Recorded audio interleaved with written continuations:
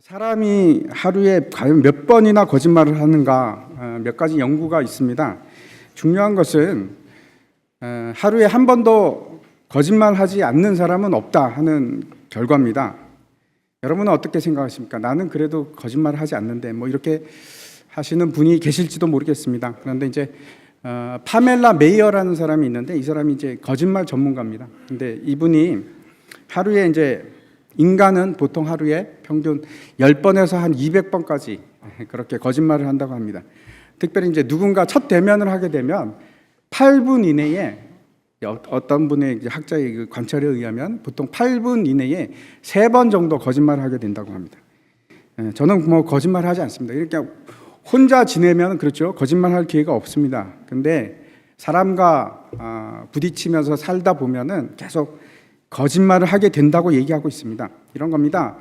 모르는데 아는 척하고 또 알면서도 또 모르는 척하고 속으로 이제 권유하면 속으로는 뭐 먹고 싶은데도 괜찮아요. 저는 괜찮습니다. 이렇게 하기도 하고 다 거짓말입니다. 그렇죠? 네. 거짓말의 심리학이라는 저 책이 있습니다. 저 책에 보니까 이런 말이 있습니다. 인간은 거짓말을 하는 편이 이롭다는 생각이 들면 누구든지 거짓말을 한다 이렇게 얘기를 합니다. 그리고 특별히 이제 난처한 상황에 가게 되면은 당연히 쉽게 거짓말을 한다고 합니다.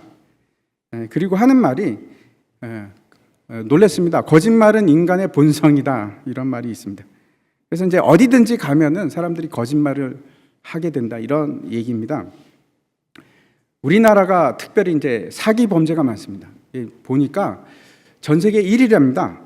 사기 범죄 1위라고 하는데 제가 범죄 통계를 한번 찾아봤습니다. 그랬더니 이제 작년 통계는 이제 2015년 통계인데 2015년에 사기 사건이 몇 건인가? 25만 7천 건입니다. 굉장히 많지요. 그 중에서 여러분 남자가 많을 것 같습니까? 아니면 여자가 많을 것 같습니까?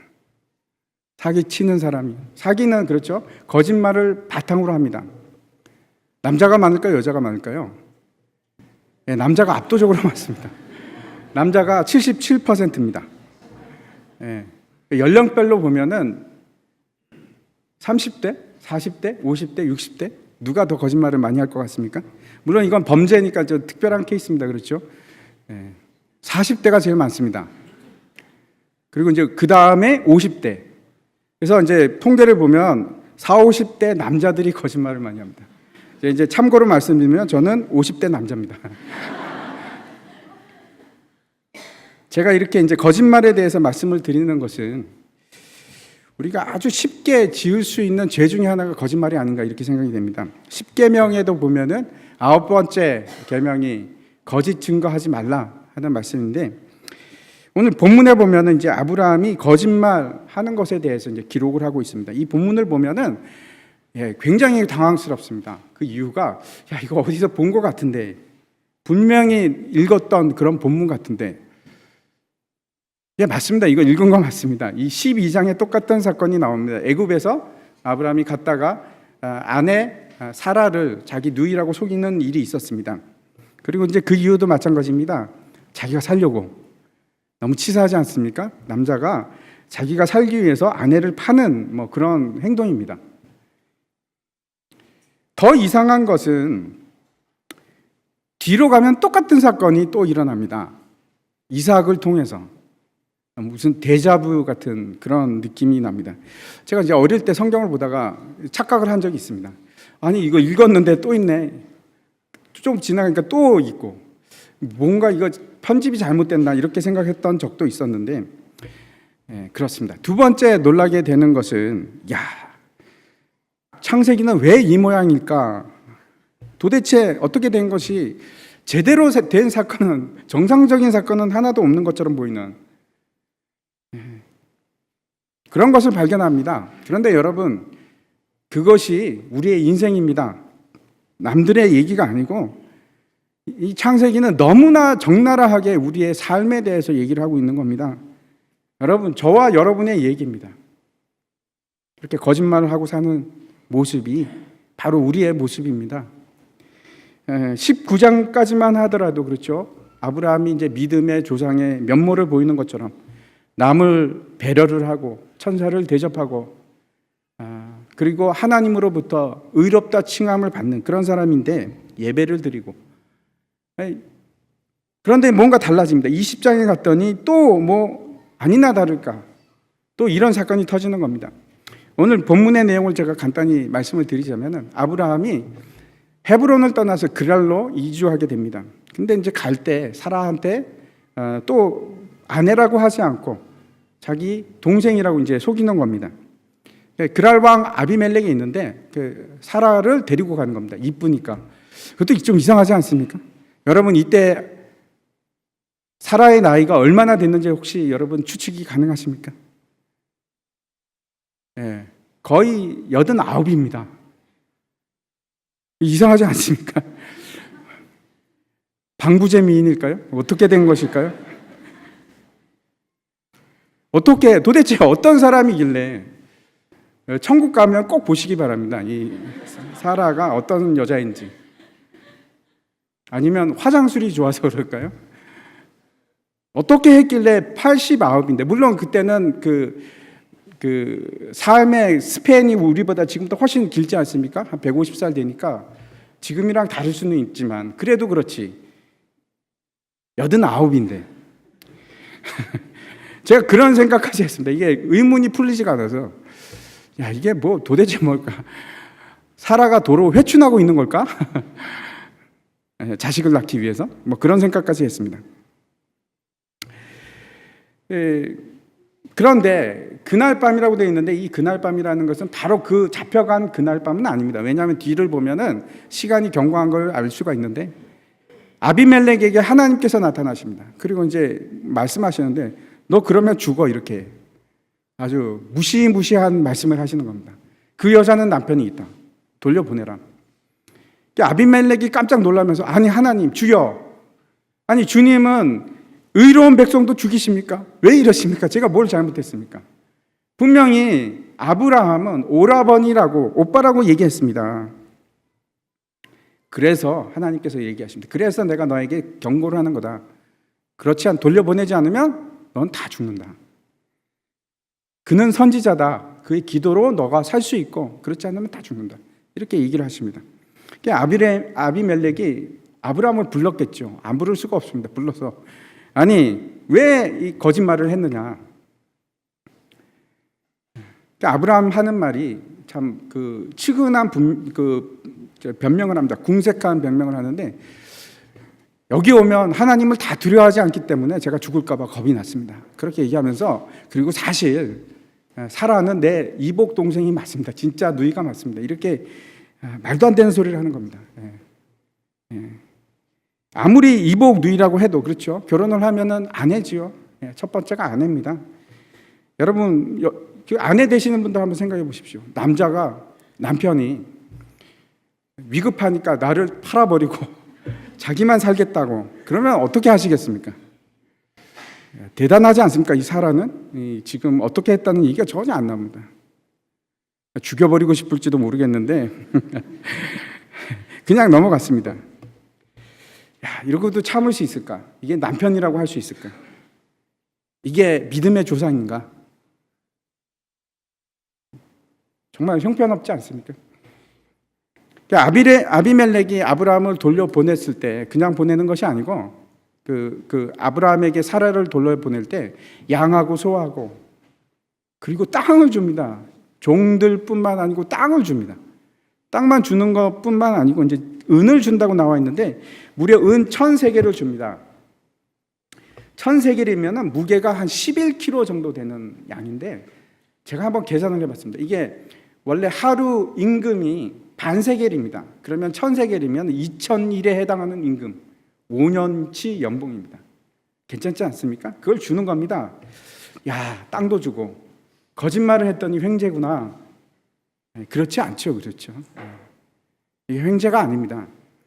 그리고 이제 마지막 결론을 보면, 아브라함이 하나님께 아비멜렉을 위해서 기도를 합니다. 그랬더니 하나님께서 그 닫힌 태를 열어주시고, 그 다음에 자식을 생산할 수 있도록 그 아비멜렉을 치유해 주십니다. 참 놀라운 일입니다. 여기까지 이제 기록하고 얘기가 끝나는데, 정말 이상하지 않습니까? 어찌 이럴 수가 있을까? 먼저 한번 생각해 보시기 바랍니다. 누가 진짜 괜찮은 사람입니까?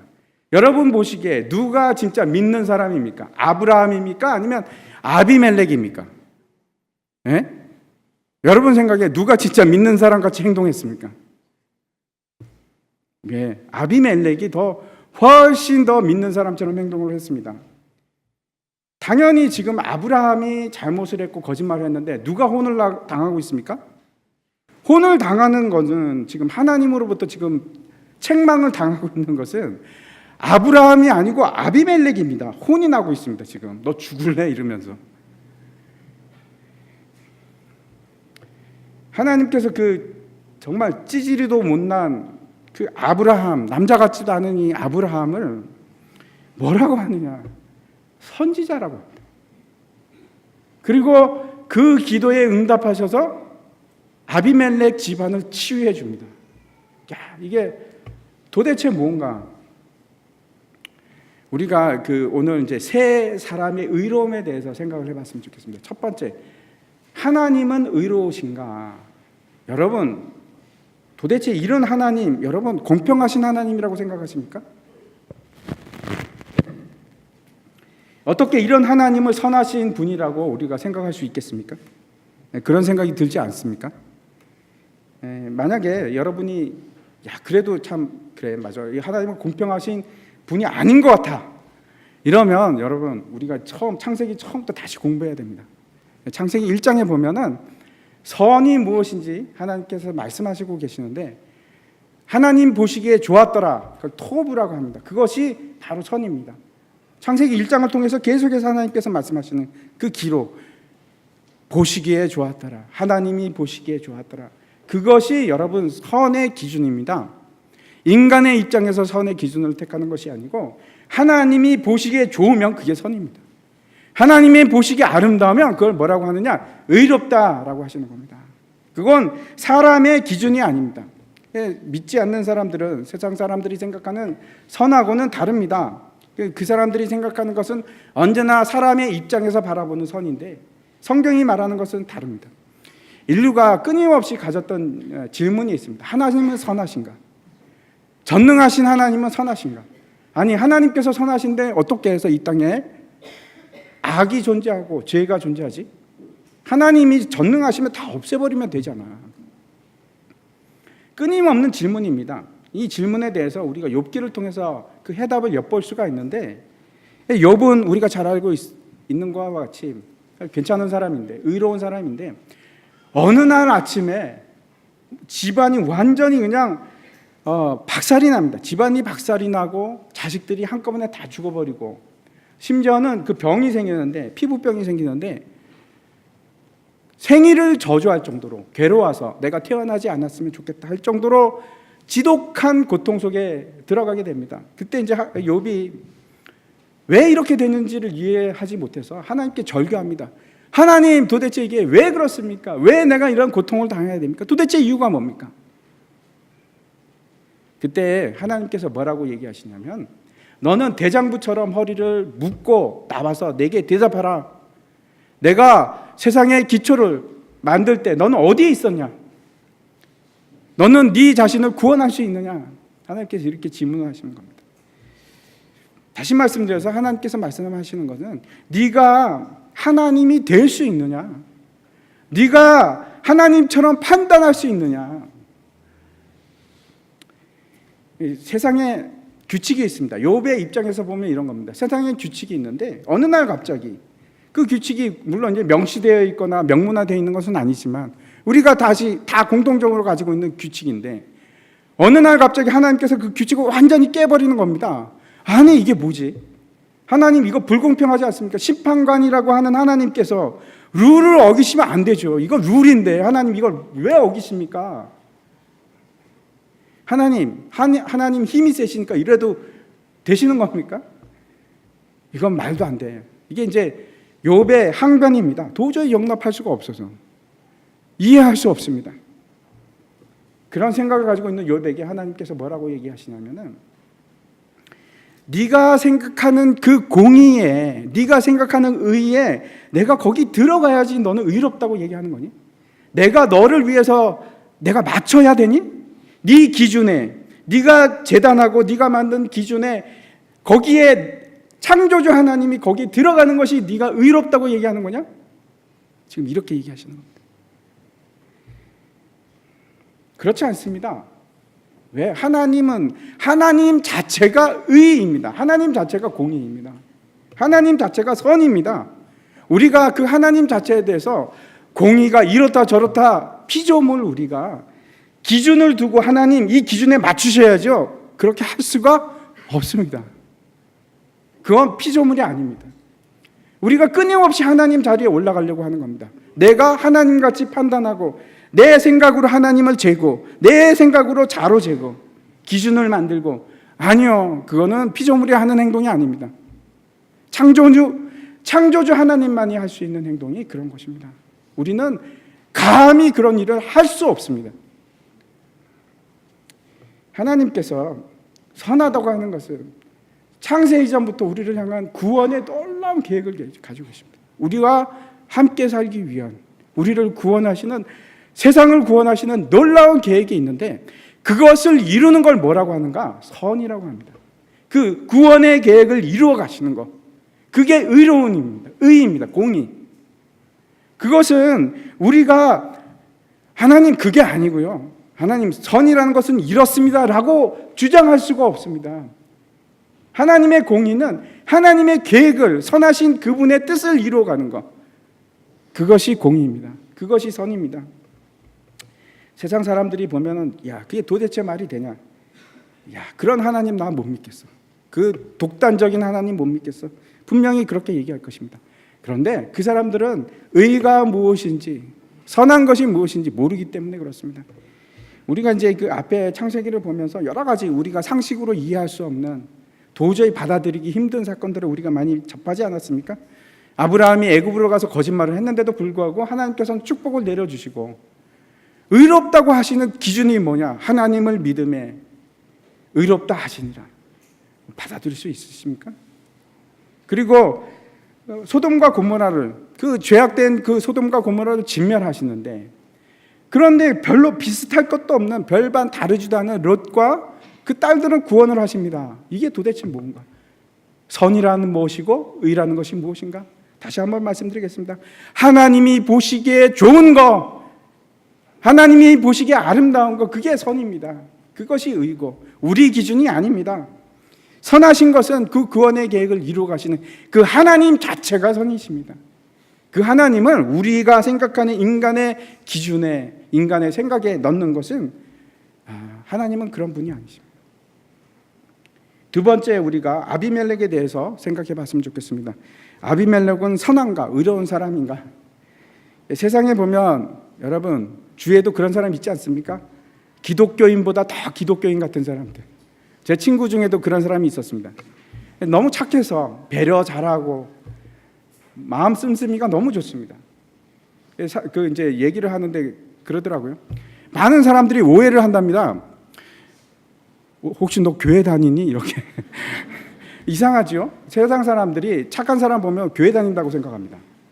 절에 다닌다고 생각하지 않습니다. 교회 다닌다고 생각합니다. 그러면서 이제 욕은 욕들을 하죠. 기독교인들이 어떤. 근데 대부분의 사람들이 생각하기에, 착하면 저 사람 교회 다니까 이렇게 생각합니다. 틀림없습니다. 아마 아비멜렉도 그런 사람이 아니었을까? 착하고 정직하고 괜찮은 사람입니다. 한번 보겠습니다. 6절에 보니까 이렇게 되어 있습니다. 하나님이 꿈에 또 그에게 이르시되 내가 온전한 마음으로 이렇게 한 줄을 나도 알았으므로 너를 막아 내게 범죄하지 아니하게 하였나니, 이렇게 쭉 되어 있는데 6절입니다. 한번 넘겨주십시오. 하나님께서 내가 온전한 마음으로 이렇게 얘기를 합니다. 온전하다는 것은 무슨 뜻인가 하면 죄가 없다, 건전하다, 정직하다, 그런 뜻입니다. 여러분, 대조가 되지 않습니까? 아비멜렉은 지금 정직하다 이렇게 얘기를 하는데, 네가 정직하구나 이렇게 얘기를 하는데, 아브라함은 어떻습니까? 지금 속이고 있고, 지금 아비멜렉은 누구를 해꾸지하려는 마음도 없고 속이려고 하는 마음도 없고 그런 의미입니다. 그런데 아브라함은 속이는 자입니다. 두 번째 보면은 9절을 보면 이렇게 되어 있습니다. 아비멜렉이 아브라함을 불러서 그에게 이르되 내가 어찌하여 우리에게 이렇게 하느냐? 내가 무슨 죄를 내게 범하였기에 내가 나와 내 나라가 큰 죄에 빠질 뻔하게 하였느냐? 야, 정말 괜찮은 사람은, 이 사람은 자기만 책임을 지는 사람이 아니고 나라를 책임질 줄 아는 사람입니다. 요즘 우리가 정치인들 보면서 계속 요구하는 것이 이런 거 아닙니까? 나라를 좀 책임져 주십시오. 이 아비멜렉 왕은 나라를 책임지는 사람입니다. 자기뿐만 아니고. 근데 한번 대조해서 한번 생각해 보시기 바랍니다. 아브라함은 어떤 사람입니까?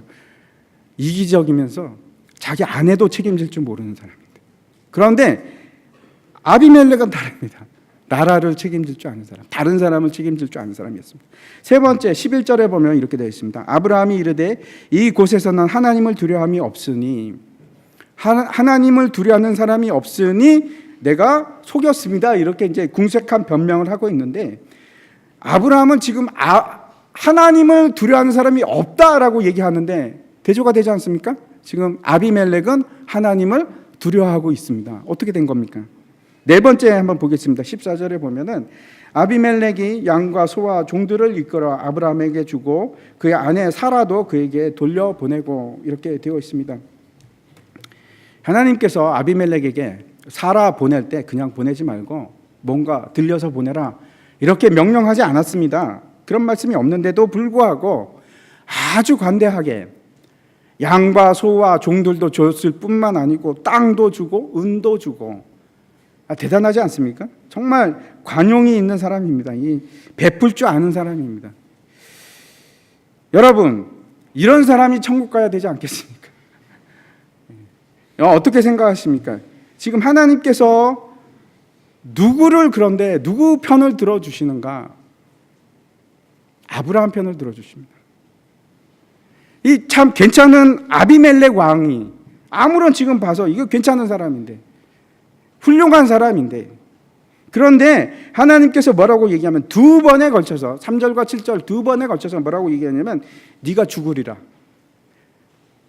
사형 선고를 하십니다. 죽음 선고. 아비멜렉은 죽음 선고 상태에 있는 자입니다. 도대체 뭡니까 이게? 상당히 괜찮은 사람임에도 불구하고 세상 눈으로 보면 야, 저 사람 진짜 괜찮다 하는 사람인데 뭐가 문제입니까? 예, 안타깝게도 아비멜렉은 하나님의 백성이 아닙니다. 그 증거가 4절에 있습니다. 한번 보시기 바랍니다. 아비멜렉이 그 여인을 가까이 하지 아니하였으므로 그가 대답하되 주여 주께서 의로운 백성도 멸하시나이까. 여기서 이제 우리가 주의해서 봐야 될 게 의로운 백성이라고 번역되어 있는 구절인데, 저게 이제 짜데크 고임이라는 말인데, 고임이라는 것이 뭐냐면 이방인입니다. 그래서 다시 말씀드리면 이런 겁니다. 주여 주께서 의로운 하나님의 백성이 아닌 자도 멸하십니까? 뭐라고 얘기하냐면 아비멜렉이 나는 하나님의 백성이 아닙니다. 그래도 죽이겠습니까? 의로운데. 그렇게 지금 얘기하는 겁니다. 요한복음 3장에 이렇게 말씀하고 있습니다. 하나님이 세상을 이처럼 사랑하사 독생자를 주셨으니 이는 그를 믿는 자마다 멸망하지 않고 영생을 얻게 하려 하심이라. 하나님이 그 아들을 세상에 보내신 것은 세상을 심판하려 하심이 아니요 그로 말미암아 세상이 구원을 받게 하려 하심이라. 그를 믿는 자는 심판을 받지 아니하는 것이요 그를 믿는 자는 심판을 받지 않는다고 얘기를 하고, 믿지 아니하는 자는 하나님의 독생자의 이름을 믿지 아니함으로 벌써 심판을 받은 것이니라. 이것이 기준입니다. 하나님께서 하나님의 의, 예수 그리스도를 받아들이는 것을 의롭다라고 말씀하시는 겁니다. 멜기세덱은 세상 사람들의 기준으로서 괜찮고 착하고 선한 사람일지 모르겠습니다. 하지만 여러분, 세상의 의는 단 한 가지밖에 없습니다. 그 외에는 아무것도 의가 아닙니다. 그 의가 뭡니까? 예수 그리스도입니다. 여러분, 혼돈하지 마십시오. 어떠한 결과가 오더라도 여러분, 의는 예수 그리스도 외에는 의라는 것이 이 세상에 존재하지를 않습니다. 다른 의는 없습니다. 전혀 없습니다. 의롭게 보일지라도 그것은 진짜 의가 아닙니다.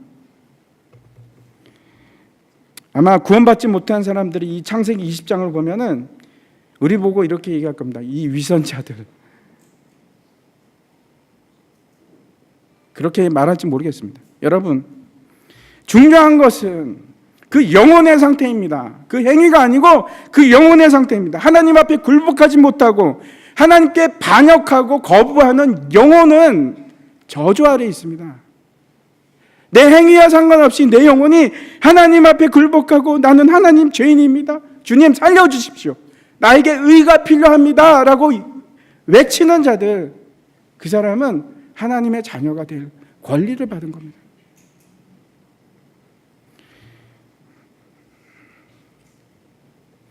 만약에 예수를 믿지 않는 사람이 이 아브라함의 거짓말을 하는 걸 보고 야, 성경이 말하는 아브라함이 의롭다, 이걸 받아들일 수 있을까요?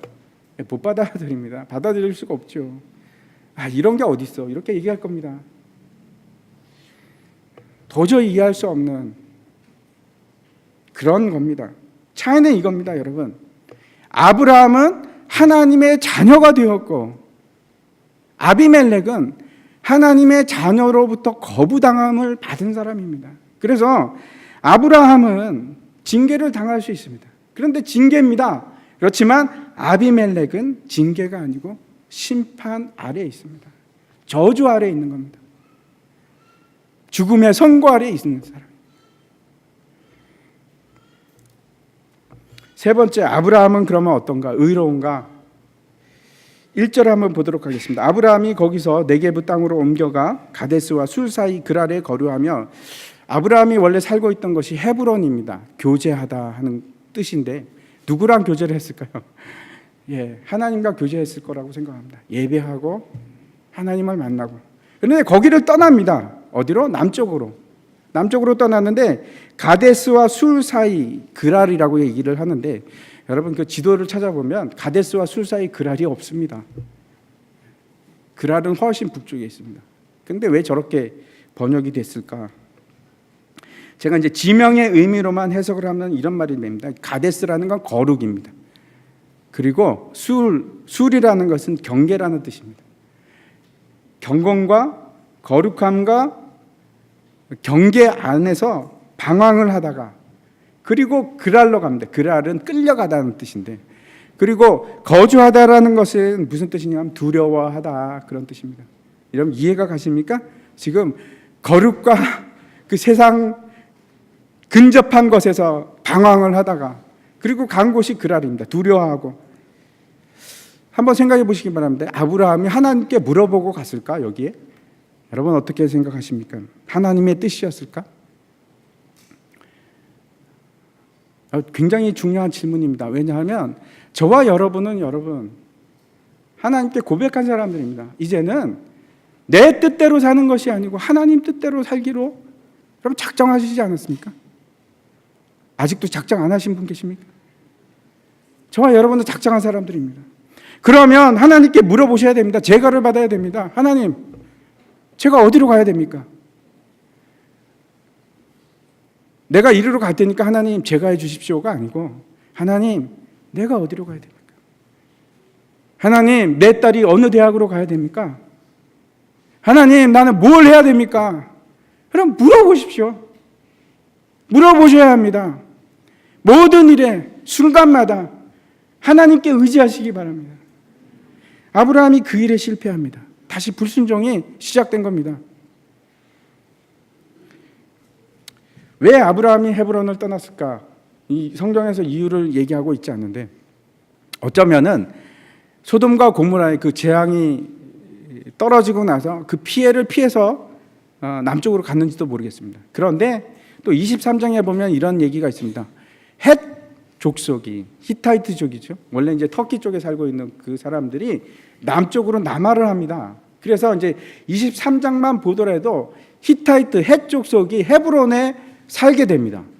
어쩌면 이 헷 족속이 남하하니까 아브라함이 쫓겨서 남쪽으로 갔는지도 모르겠습니다. 그런데 여러분 분명히 15장에서 하나님께서 아브라함에게 뭐라고 약속을 했냐면, 나는 너의 방패고 너의 큰 상급이다, 이렇게 말씀을 하셨습니다.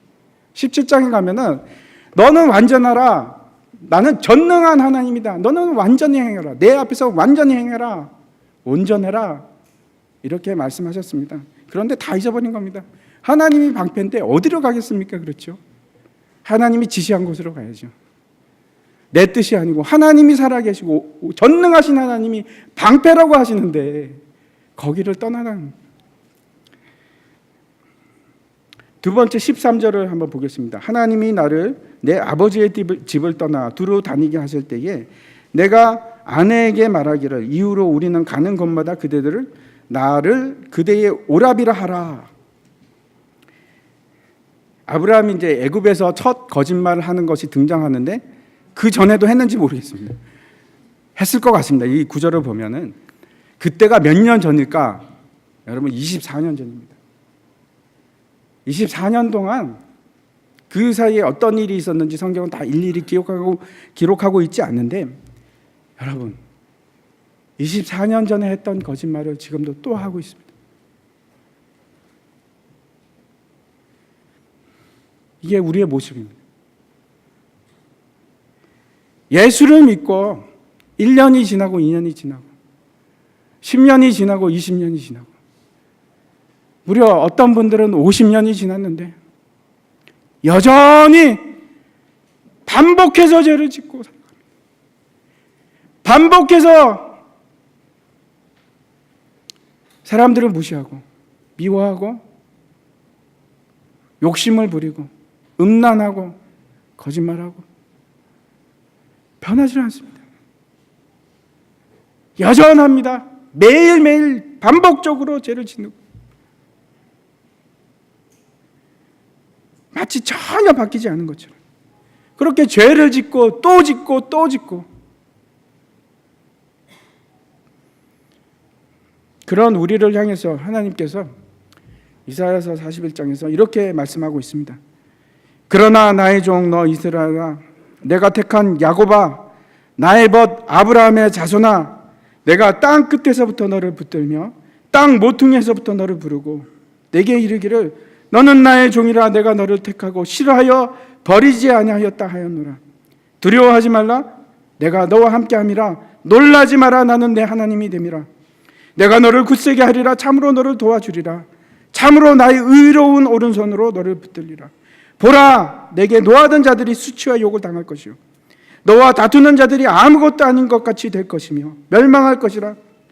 내가 찾아도 너와 싸우던 자들을 만나지 못할 것이요 너를 치는 자들은 아무것도 아닌 것 같고 허무한 것 같이 되리니 이는 나 여호와 너희 하나님이 내 오른손을 붙들고 내게 이르기를 두려워하지 말라 내가 너를 도우리라 할 것입니다. 버러지 같은 너 야곱아 버러지 같은 너 야곱아 너희 이스라엘 사람들아 두려워하지 말라. 나 여호와가 말하노라. 내가 너를 도울 것이라. 내 구속자는 이스라엘의 거룩한 이인이라. 그 아비멜렉 앞에서 수치를 당할 수밖에 없는 아브라함에게 두려워하지 말라. 내가 너 오른손을 잡아줄게. 그 죄 속에 있는 아브라함에게 죄에서 헤매고 있는 여전히 헤매고 있는 아브라함에게 7절에 이렇게 얘기합니다. 이제 그 사람의 아내를 돌려보내라. 그는 선지자라. 낯이 화끈화끈하도록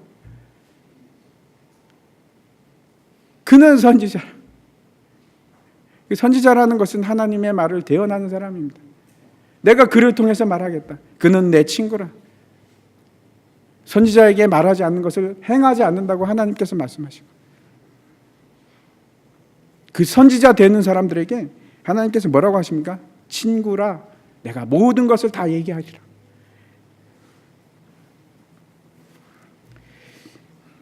하나님께서 아브라함을 선지자라고 하시고 그의 기도를 들어주십니다. 그리고 아비멜렉의 집을 치유해 주십니다. 그 기도로. 그때 여러분 이 아브라함의 심정이 어땠을까요? 저는 그 심정을 잘 압니다. 우리가 그런 자들입니다, 여러분. 하나님께서 저와 여러분을 선지자라고 부르시는 겁니다. 왕 같은 제사장이고 선지자라고 부르시는 겁니다. 내가 너를 통해서 일하겠다. 내가 너를 통해서 내 말씀을 대언하겠다. 나는 세상의 빛이라.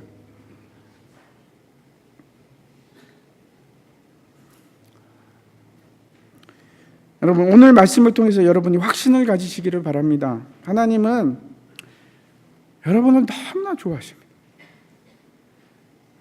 너무나 편애하시는데 결코 버리지도 않으시고 손을 놓지도 않으시고 그냥 여러분을 기뻐하십니다. 죄 중에 있음에도 불구하고 매일같이 죄를 짓는 여러분을 하나님께서는 그렇게 소중하게 여기시고 그렇게 사랑하십니다.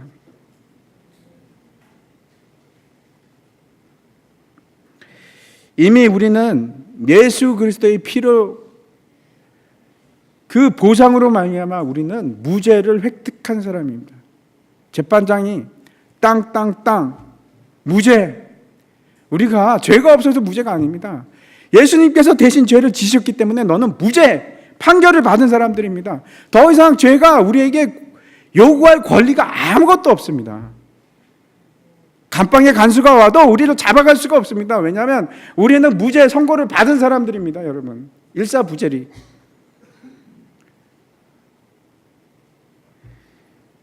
우리가 죄인이라서가 아니고, 우리가 죄인이 아니라서가 아니고, 죄인임에도 불구하고 우리가 잘나서가 아니고 지극히 못난 사람들인데 자랑할 것이 아무것도 없는 사람들임에도 불구하고 하나님께서 우리를 그 자녀로 삼아주시고 죄 없다고 은혜를 부어주신 겁니다. 왜? 내가 그 하나님의 의를 받아들이기로 인정하기로 결정했기 때문에. 그렇다면 우리가 그 은혜에 거하기 위해서 계속해서 죄 가운데 계속 지내야 합니까? 로마서 6장 2절에 이렇게 얘기합니다. 그럴 수 없느니라 죄에 대하여 죽은 우리가 어찌 그 가운데 더 살리요. 여러분, 이 아브라함의 얘기는 여기서 끝나지 않습니다. 20장에서 끝나지 않습니다. 그렇게 변하지 않을 것 같은 그 지독한 아브라함이 자신의 아내를 그렇게 팔아넘기는 그 아브라함이 자기가 살려고 변합니다. 점점 변해갑니다. 우리가 앞으로 그 일을 목격할 겁니다. 로마서 8장 29절과 30절 말씀으로 제가 말씀을 마치려고 합니다. 하나님이 미리 아신 자들을 또한 그 아들의 형상을 본받게 하기 위하여 미리 정하셨으니 이는 그로 많은 형제 중에서 맏아들이 되게 하려 하심이니라. 또 미리 정하신 그들을 또한 부르시고 부르신 이들을 또한 의롭다 하시고 의롭다 하신 그들을 또한 영화롭게 하셨느니라. 아멘. 하나님께서 저와 여러분을 그런 자리로 이끌어 가시는 겁니다. 그 도저히 바뀔 것 같지 않은 그런 형편없는 사람들을 제 가운데 여전히 헤매고 있는 여러분 끌고 가십니다. 영화의 자리로까지. 그 하나님을 기대하시기 바랍니다. 다 함께 일어나셔서 우리 마지막 찬송 같이 부르도록